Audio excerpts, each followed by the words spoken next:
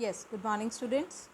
Welcome to your science class. Today I am going to discuss a topic flora and fauna with you, which is on page number 79 of your book in the chapter Conservation of Plants and Animals. Now, let's start this topic flora and fauna. All the different kinds of plants living in their natural surroundings are called flora of that place. तो जितने भी kinds के plants हैं किसी एक natural surrounding में सभी को फ्लोरा के अंडर फ्लोरा ही बोला जाता है. And all the different kinds of animals living in their natural surroundings, जो हमारे डिफरेंट काइंड ऑफ एनिमल्स हैं जो अपने नेचुरल सराउंडिंग्स में हैं, उनको फौना बोलते हैं. ठीक है, तो together flora and fauna of a place from the biodiversity of that place. तो जब हम इन दोनों को डिस्कस करते हैं तो that means we are discussing about biodiversity. Activity 1, identify and make a list of flora and fauna in your region. अपने region के फ्लोरा फौना की आप लिस्ट प्रिपेयर करेंगे. जो भी different kind of plants and different kind of animals are there in your surroundings. Then all the components of the environment are interdependent. जितने भी components हैं एनवायरनमेंट की ये इंटरडिपेंडेंट हैं. That means we have to depend on each other. Any change in one component में affect all the other components, so we need to conserve biodiversity. तो कोई भी अगर चेंज आता है किसी एक कंपोनेंट में तो वो दूसरे कंपोनेंट्स को अफेक्ट करता है. एंड दैट इज़ वाई हमें जो बायोडाइवर्सिटी है इसको कंजर्व करना है अपने सर्वाइवल के लिए. And to maintain the natural ecological balance, ecological balance को मेंटेन रखने के लिए और बायोडाइवर्सिटी को कंजर्व करने के लिए हमें क्या करना है, कोई जो चेंजेस हैं अपने जो हमारे कंपोनेंट्स हैं एनवायरनमेंट के, इनको चेंज नहीं होने देना. ठीक है, it also ensures the continuous availability of useful plants and animals. और ये इंश्योर करता है कि जो प्लांट्स हैं, यूज़फुल प्लांट्स हैं, एनिमल्स हैं, ये कंटिन्यूसली हमें अवेलेबल हों and their products to our future generation, और इनके प्रोडक्ट्स भी हमारी फ्यूचर जनरेशन्स को अवेलेबल हों. Governmental and non-governmental bodies at international, national and local levels are constantly involved in the conservation of biodiversity. Government या non government organisations international, national और local level पे they are constantly involve कि जो biodiversity हम इसे conserve करके रखें. जो हमारे around plants, different kinds of plants हैं या डिफरेंट काइंड्स ऑफ एनिमल्स हैं, इनमें एक बैलेंस मेंटेन रहे और ये इनको मतलब किसी भी जो प्लांट है या एनिमल है इसको थ्रेट ना हो.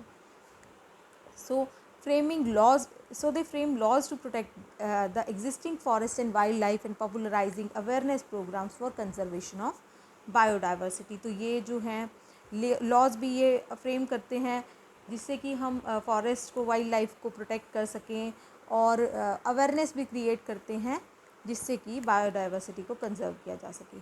तो ऐसी ही एक ऑर्गेनाइजेशन है international union for conservation of nature and natural resources, इसको हम IUCN भी बोलते हैं. अब इसको वर्ल्ड कंजर्वेशन यूनियन बोला जाता है, WCU. ठीक है, and international union for conservation of nature and natural resources, it is IUCN. ये इंटरनेशनल बॉडी है जो स्टडी करती है, असेस करती है ग्लोबल कंजर्वेशन स्टेटस को प्लांट्स और एनिमल स्पीशीज़ के कंजर्वेशन के बारे में ये स्टडी करती है और असेस करती है. IUCN maintains a comprehensive list as the IUCN red list of threatened species. तो इसने मेंटेन किया है एक लिस्ट प्रिपेयर की है जिसमें थ्रेटेंड स्पीशीज़ के नेम्स इसने ऐड किए हैं. The main aim of IUCN Red List is to focus the attention of conservationists towards the species that are under threat of becoming extinct. And जो इनका main M है इस red list का, ये conservationist के लिए अटेंशन क्रिएट करना है कि किन स्पीशीज़ को हम थ्रेट कर रहे हैं और आने वाले टाइम में कौन से स्पीशीज़ एक्सटिंक्ट हो सकते हैं, कौन से ख़त्म हो सकते हैं species. And therefore they promote their conservation process, और जिससे कि जो कंजर्वेशनिस्ट हैं ये अवेयर हो जाएं और इन स्पेसिफिकली इन स्पीशीज़ को प्रमोट करें, इनके कंजर्वेशन प्रोसेसेस को. All the species are classified into 9 groups. जितने भी स्पीशीज़ हैं इनको 9 ग्रुप्स में डिवाइड किया गया है. The classification is based on certain factors such as present and past distribution of a particular species in a given area. जो classification है ये बेस्ड है कुछ फैक्टर्स पे, जो प्रेजेंट और पास्ट डिस्ट्रीब्यूशन पे बेस्ड हैं, किसी एक पर्टिकुलर एरिया के स्पीशीज़ मतलब ये जो फैक्टर्स हैं ये प्रेजेंट और पास्ट डिस्ट्रीब्यूशन किसी पर्टिकुलर एरिया की स्पीशीज़ के लिए गिवन हैं, और इनके नंबर किस रेट से डिक्लाइन हो रहे हैं विद टाइम, और जो जोग्राफिकल डिस्ट्रीब्यूशन है उसको लेकर।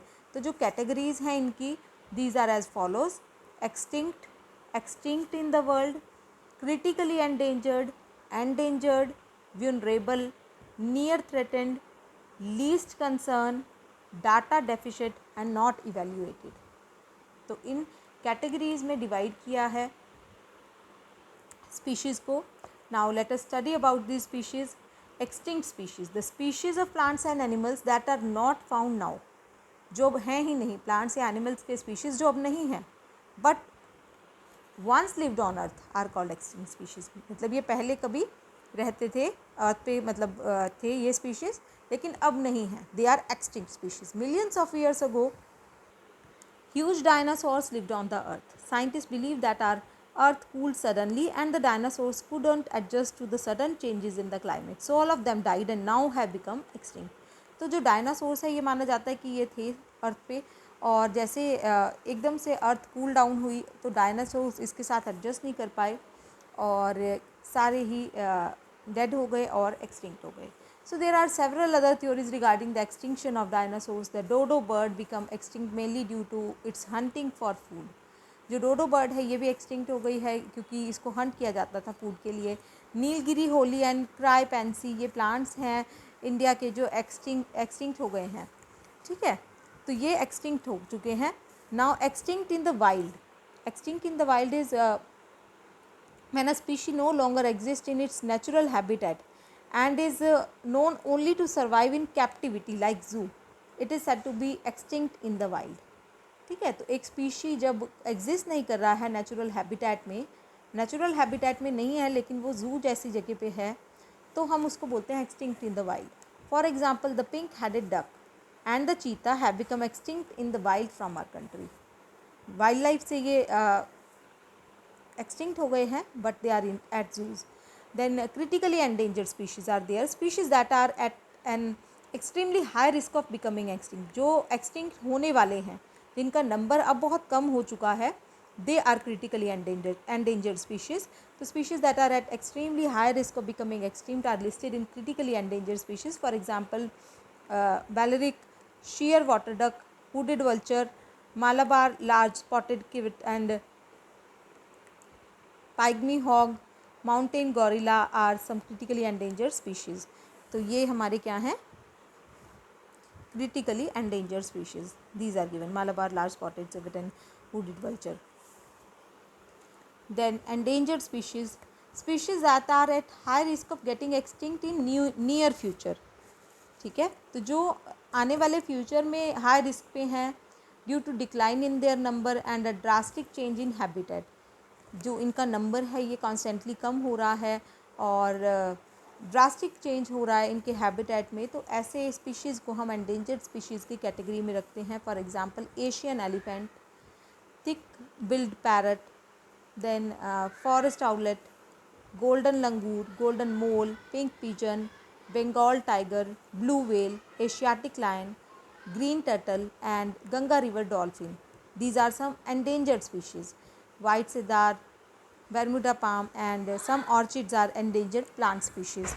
तो plant species भी हैं कुछ ऐसे और कुछ ऐसे हैं animal species, हमारी जो वाइल्ड लाइफ है ये endangered है। तो इनमें Asian elephants are there, forest owlet is there.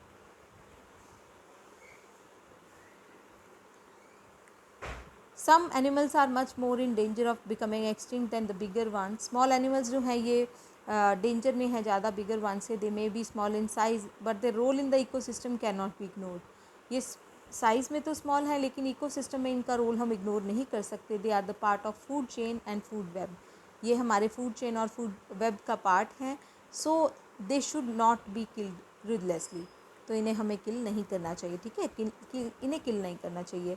Vulnerable species are there, Species that are already exist in low number and may become endangered if the causative factors like habitat destruction, environmental disturbance और illegal hunting continue to operate are called vulnerable species. तो vulnerable species का number endangered से ज़्यादा होता है, ठीक है। Species जो ऑलरेडी लो नंबर में हैं लेकिन ये endangered की लिस्ट में आ सकते हैं कुछ फैक्टर्स की वजह से, जैसे हैबिटेट डिस्ट्रक्शन, एनवायरमेंटल डिस्टर्बेंस या इलीगल हंटिंग की वजह से, तो इन्हें हम बोलते हैं vulnerable species. For example Indian rhinoceros and African elephant, king cobra, hippopotamus, these are some vulnerable species.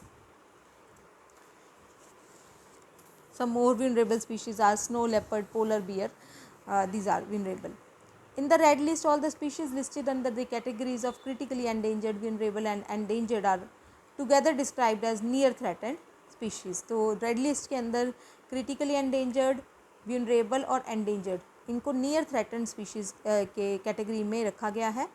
Then endemic species are there. Endemic species are those species of plants and animals that are found exclusively in a particular geographical area. Endemic species हम उनको बोलते हैं जो species किसी एक particular area में हमें मिलते हैं. प्लांट्स या एनिमल्स जो हमें प्लांट्स या एनिमल स्पीशीज़ जो एक पर्टिकुलर एरिया में मिलेंगे, they are known as endemic species.